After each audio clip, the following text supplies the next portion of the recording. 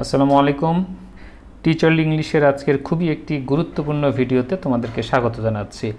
আমাদের আজকের বিষয় খুবই সহজ একটা বিষয়, বাট অনেক সময় এটা কনফিউজিং হয়ে যায়। এই জন্য যাদের বেসিক এই দুর্বলতাগুলো আছে তারা আজকের ভিডিওতে অনেক অনেক উপকৃত হবে এবং আর কখনো ভুলবে না। হ্যাভ হ্যাজ নিয়ে আলোচনা করব। আসলে আমরা আমার আছে, তোমার আছে, এরকম কিছু জিনিস। কিন্তু হ্যাভ হ্যাজ শুধু I have, you have, he has, she has এরকম না, আরও একটা জিনিস দিয়ে প্রকাশ করে, যেমন I have got, he has got, she has got এরকম।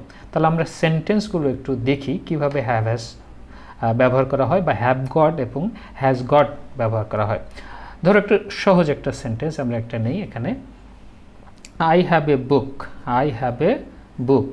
আর এইদিকে আরেকটা sentence, I have got a book. I have a book, আমার একটি বই আছে, আর I have got a book মানেও আমার একটি বই আছে। আসলে আই হ্যাভ আর আই হ্যাভ গট সেম। তাহলে হ্যাভ এবং হ্যাভ গট সেম, তাহলে এই দুইটা একই জিনিস। আমি বলতে পারি আই হ্যাভ এ বুক অথবা I have got a book.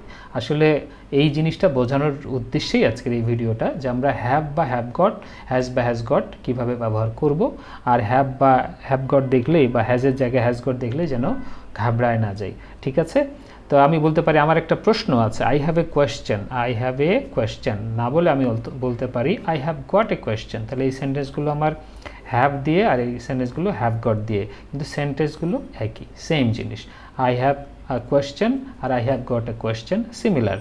They have a car, new car, they have got a new car একই জিনিস।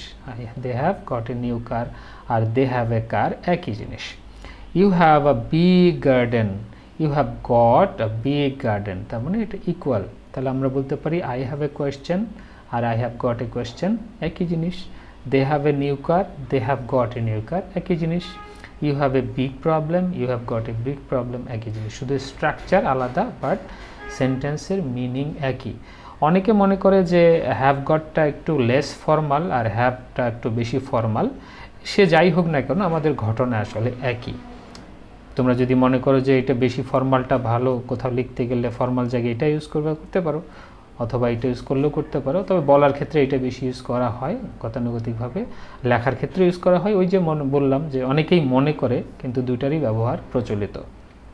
আচ্ছা, যদি আমরা প্রশ্ন করি তাহলে কীরকম হবে ব্যাপারটা? চলো আমরা একটু কোয়েশ্চেন করি। তার আগে আমরা এই প্রশ্নটা দেখার আগে দেখে নেই, আমরা এতক্ষণ যে সেন্টেন্সগুলো দেখলাম শুধু হ্যাভ দিয়ে, আর তোমরা জানোই যে এখন থার্ড পারসন সিঙ্গুলার নাম্বার টাইপের কিছু হলে হি, শি, জন, করিম, রহিম এইরকম সেন্টেন্স হলে এগুলোতে হ্যাজ হয়। একই কথা, এইটার এইটা আসলে একই জিনিস। এই দুইটা জিনিস একই, শুধু হ্যাজ দিয়ে এক্সাম্পল দিলাম আর কি। হি হ্যাজ এ প্রবলেম, তাহলে আমরা বলতে পারি হি হ্যাজ গট এ প্রবলেম। তাহলে হ্যাজ এবং হ্যাজ গট, এই দুপুরে দেখলাম আমরা হ্যাভ এবং হ্যাভ গট মানে সিমিলার, শুধু সাবজেক্টের কারণে কোথাও হ্যাজ হচ্ছে, কোথাও হ্যাভ হচ্ছে। ক্লিয়ার? তাহলে আমরা প্রশ্নটা একটু দেখি। যদি হ্যাভ থাকে তাহলে, বা হ্যাভ যুক্ত যেসব যেসব সাবজেক্টের ক্ষেত্রে হ্যাভ হয়, সেই সব ক্ষেত্রে আমরা প্রশ্নটা কিভাবে করব? সেই সব ক্ষেত্রে আমাদের ডু এর ব্যবহার লাগবে। আর যদি হ্যাজ যুক্ত হয়, যেখানে হ্যাজের ব্যবহার আছে, সেখানে প্রশ্ন করার ক্ষেত্রে আমাদের ডাজ লাগবে। এটাই পার্থক্য, আর কিছু না। তার মানে এই যে হ্যাভ হ্যাজ যুক্ত যে বাক্যগুলো, এগুলোকে প্রশ্ন করার জন্য আমরা ঠিক প্রেজেন্ট ইনডিফিনিট টেন্সে যেভাবে ডু এবং ডাজ দিয়ে প্রশ্ন করে সাহায্যকারী ভার্ব হিসেবে, এই কাজটাই আমরা করব। তাহলে কি বলবো? Do you have a new car, তোমার কি একটি নতুন গাড়ি আছে? তাহলে অ্যান্সারে এরকম হতে পারে আই হ্যাভ এ নিউ কার, সেটা তো হবেই। আবার যদি নেগেটিভ হয় তাহলে কি হবে? ডু দিয়ে যেহেতু প্রশ্ন, সেহেতু এখানে উত্তরটাও হবে ডু নট দিয়ে, বা সংক্ষেপে don't. I don't have a new car, I don't have a new car, অথবা I do not have a new car. প্রশ্নটা যদি এরকম হয় যে does he have a new car, তার কি একটা নতুন গাড়ি আছে? কারণ হি এর কারণে আমরা ডাজ ব্যবহার করলাম। তাহলে হি বা শি, এখানে যেহেতু হি দিলাম, হি লিখি, he doesn't or does not have a new car, he doesn't or does not have a new car. তাহলে প্রশ্ন করার সময় ডু বা ডাজ সামনে নিলাম, আর হ্যাভটা পরে নিলাম। আর একটা জিনিস খেয়াল রাখো আবার, যেমন হি হ্যাজ, এখানে ডাজ হি, এখানে আবার হ্যাজ হবে না, এখানে সবসময় হ্যাভ হবে, কারণ আমরা হি এর কারণে একটু ডাজ করলাম, তার জন্য হি এর কারণে আর এখানে হ্যাজ হবে না। অর্থাৎ প্রশ্নবোধক বাক্যে তোমার হ্যাজের কোনো কারবার নাই, সবসময় হ্যাভ হবে, সামনেরটা দেখতে হবে যেটা ডু হবে না ডাজ হবে, সেটাই শুধু পার্থক্য, তাই না? তাহলে আমরা দেখলাম আই হ্যাভ এ কোয়েশ্চেন, তাহলে এটাকে আমরা ডু দিয়ে প্রশ্ন করে do you have a question করতে পারি, অথবা তার কোনো প্রশ্ন আছে কিনা does he have a question. আর যদি উত্তর নেগেটিভ হয় তাহলে হতে পারে হি ডাজ নট হ্যাভ, যদি আমি উত্তর দেই তাহলে আই ডোন্ট হ্যাভ, এরকমভাবে উত্তর দেব, তাই না? বোঝা গেছে নিশ্চয়ই। কিন্তু এই প্রশ্নগুলোই যদি আমরা হ্যাভ না বলে হ্যাভ গট, এরকম হ্যাভ গটওয়ালা যদি অংশগুলোতে বা এই বাক্যগুলোতে করি তাহলে কি হবে? ধরো আমি বললাম do you have a new car, এটা না বলে তখন ডু তো আনা যাচ্ছে না, তখন এটা তো আনা গেল যে you have a new car, এই টাইপের সেন্টেন্স। কিন্তু you have got a new car এরকম যদি হয় তাহলে প্রশ্ন করার জন্য আমাকে হ্যাভটা সামনে আনতে হবে। তাহলে হ্যাভ ইউ গট, এই গটটা এখানে থাকবে আর এই হ্যাভটা সামনে আসবে, তার মানে এই গটটা থাকবে, এই হ্যাভটা সামনে চলে আসবে, এই হ্যাভটা সামনে। হ্যাভ ইউ গট, এখানে ডু বা ডাস লাগবে না, বুঝা গেছে? ডু বা ডাস লাগবে না। সেরকম যদি হ্যাজওয়ালা হয় সেন্টেন্সটা, যদি যেখানে হ্যাজ থাকবে ঠিক একই নিয়মে ডু বা ডাস এখানেও লাগবে না, এই হ্যাজটাকে সামনে আনতে হবে। তাহলে কি প্রশ্ন করবে কিভাবে? হ্যাজ হি গট, গটই থাকবে সবসময়, তাহলে এই হ্যাভ বা হ্যাজটা সামনে আসবে, ঠিক আছে? আর যখন উত্তর দিব তখন কি বলতে হবে?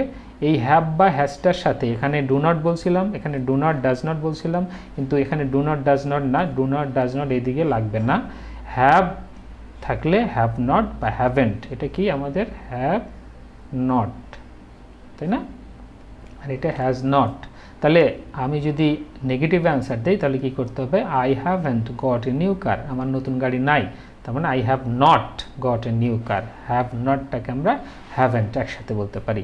তারপর যদি এরকম হ্যাজ গটওয়ালা হয়, হ্যাভের জায়গায় হ্যাজ হয়, একই জিনিস, has he got a new car, এটাকে আমরা বলতে পারি, সি হয়ে যাচ্ছে বারবার, has he got a new car, তাহলে he has not got a new car, অথবা he has not or hasn't, তার মানে এটা হ্যাজ নটের সংক্ষিপ্ত রূপ বলতেছি, হ্যাজেন্ট।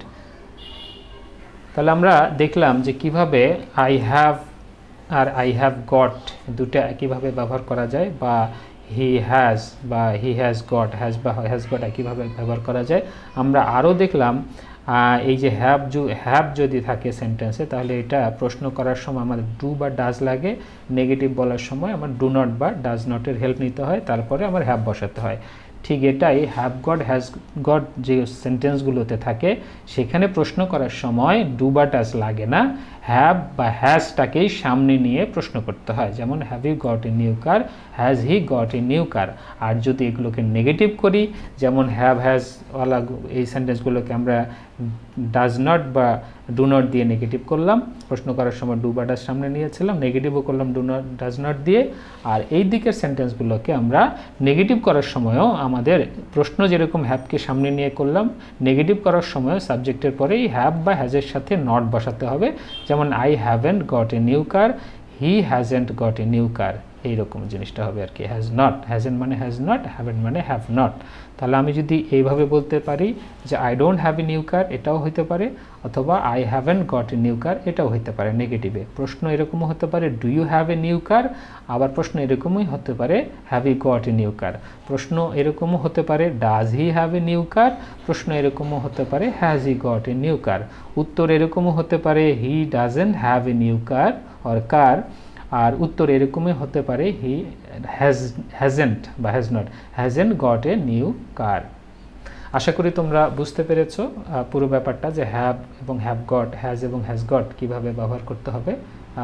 তোমরা এই ভিডিওটা থেকে অবশ্যই আমি মনে করি যদি ভালো করে মনোযোগ দিয়ে দেখো, হ্যাভ এবং হ্যাজের ব্যবহার, তার সাথে হ্যাভ গট এবং হ্যাজ গট, এবং এগুলো দিয়ে কিভাবে প্রশ্ন তৈরি করা যায় এবং উত্তরে দেওয়া যায় সেটা তোমাদের কাছে ক্লিয়ার।